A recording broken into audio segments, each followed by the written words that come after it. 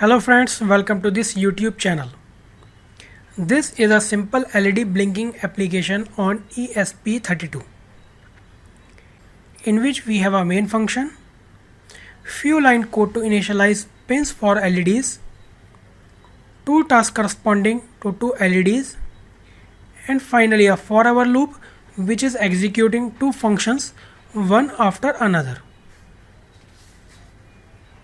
Now if we want to write the same code using FreeRTOS on the same ESP32, we need to follow some steps. So let's start writing a code using FreeRTOS. Open your VS Code and include some header files.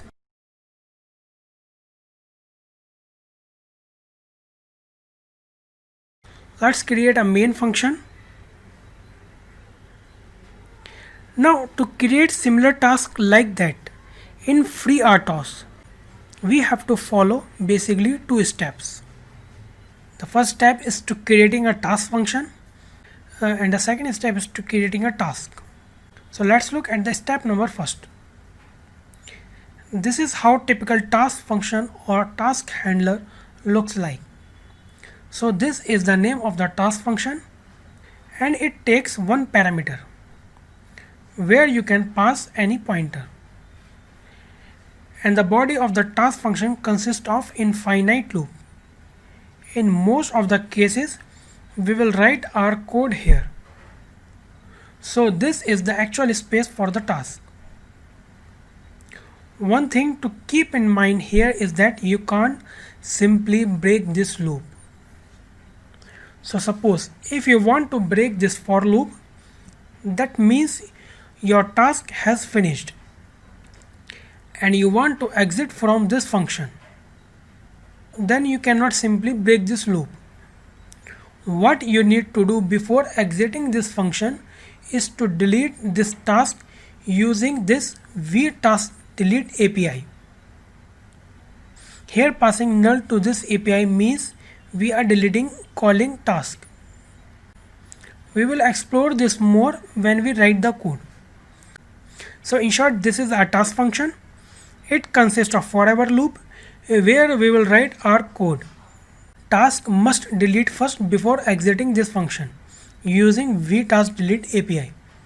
And here you can declare your variables. Now let's move on to the step number 2. So this is the API XTaskCreate from FreeRTOS to create a task. Basically it consists of 6 parameters. So this is the API that will create a task. The first parameter of this API is the name of the function that we have discussed a moment ago. The second parameter is the constant string. Here you can mention the descriptive name of your task.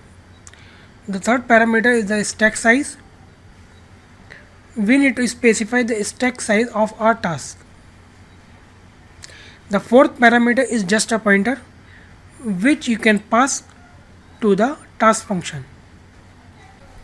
Whatever you mention will pass to the task function.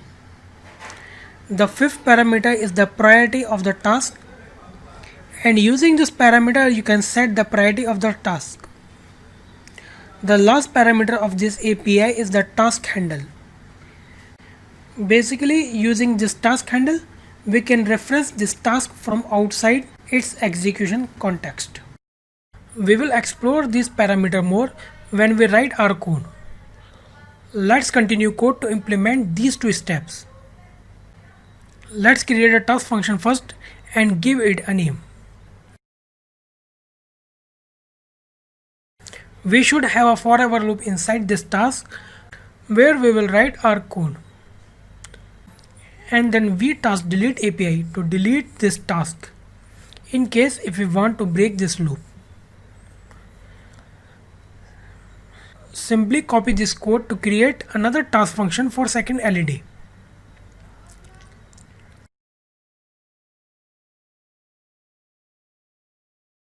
So now we have two task functions corresponding to two LEDs. Before we write code for LEDs, let's write first some print statement using simple printf function.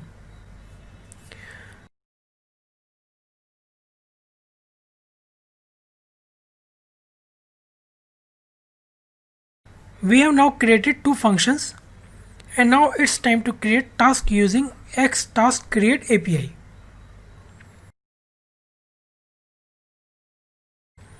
The first parameter of this API would be the name of the function which we have created a moment ago.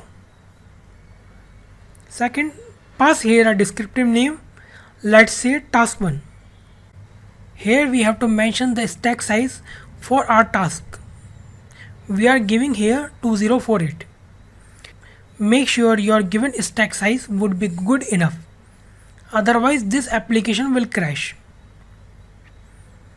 We don't have anything to pass to our task function, so keep this null.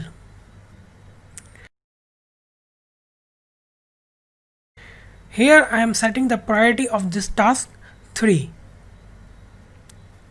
Keep this null also.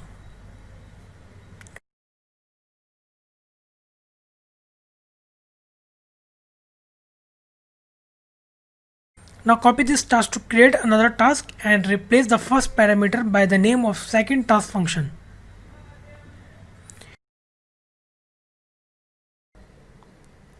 Change the descriptive name also. Keep the priority same as of task 1.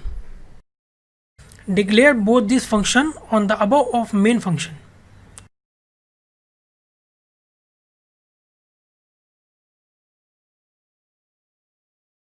That's all. So in short, we have created two tasks for two LEDs, and these are the implementation of both these two tasks. And now let's build and flash this project.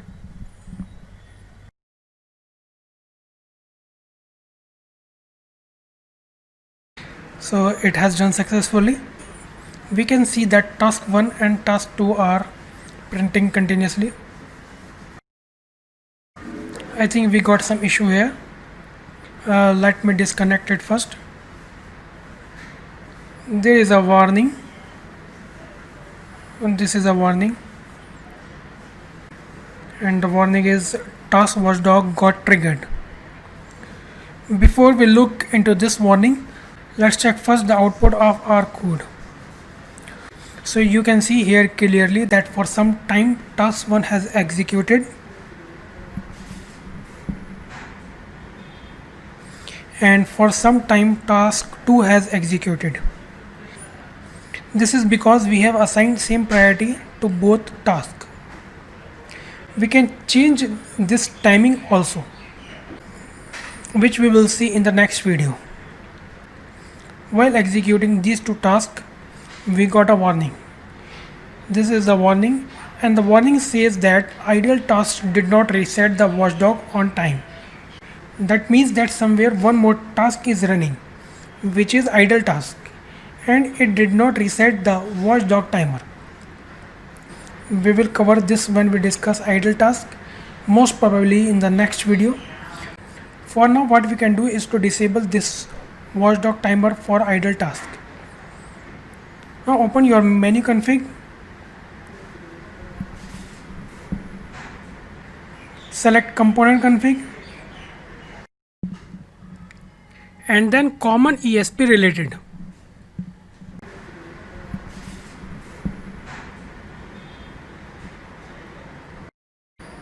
Here uncheck both these two.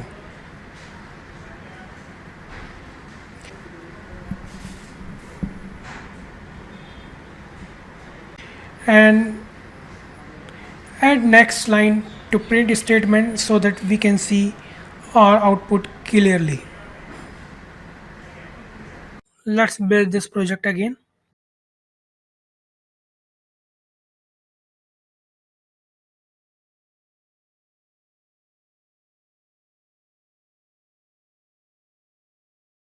We can see that tasks are executing the way it was executing earlier. The only difference is that we are not getting any warnings. Let's move on and change the priority of task 1 and see what happens. Set as a high priority task. Larger the number means higher the priority. We are giving here 4. Now build and flash this project again. It has flashed successfully. Now we can see that only task 1 is executing because we had set it on high priority while the task 1 is not running. Now the question here arises how we can run task 2 which is not executing now. I will explain this in the next video, and if you know the answer you can submit your reply in the comment box. So that's all from this video. We will explore more in the next videos. Thanks for watching this video.